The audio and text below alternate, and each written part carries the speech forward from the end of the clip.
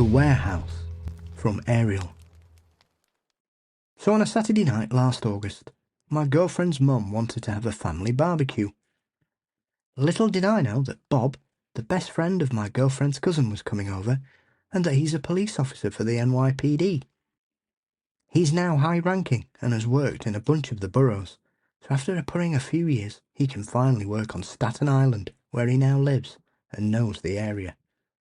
Bob isn't his real name, just to be clear. We were all having fun in the pool, hammering some brewskis and downing burgers and dogs. Somehow, Bob was being, your typical cop who's not on the job, and busting out some badass stories. I'm loving all this because at one point in my life, I wanted to be a cop. So everyone went quiet, and Bob started by explaining that sometimes he and his partner would get a call to check out the warehouses on the island to clear them out.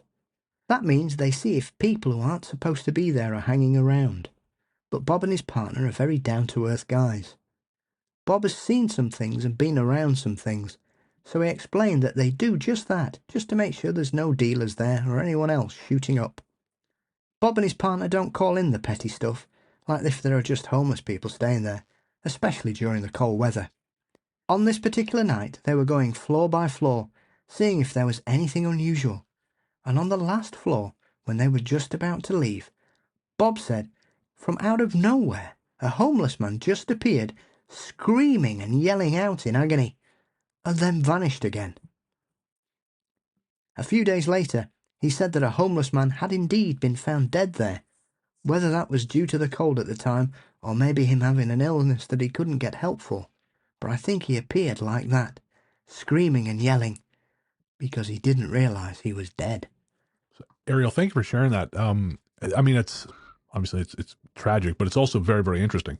Yeah, it reminds me of a story once told on Art Bell, and I can't remember if that was from a cop who saw a guy bent over somebody who was dead on the floor shouting at them.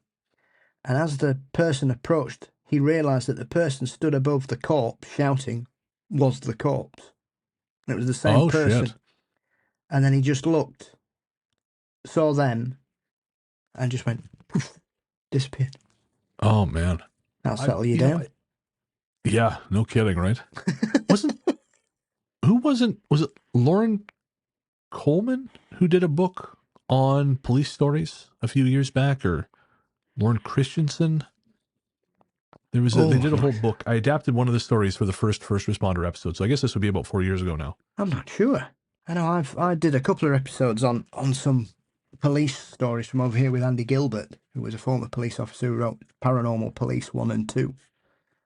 Right. Oh, yeah. I should read those. I have not read those yet. Back in my early days. And brilliant.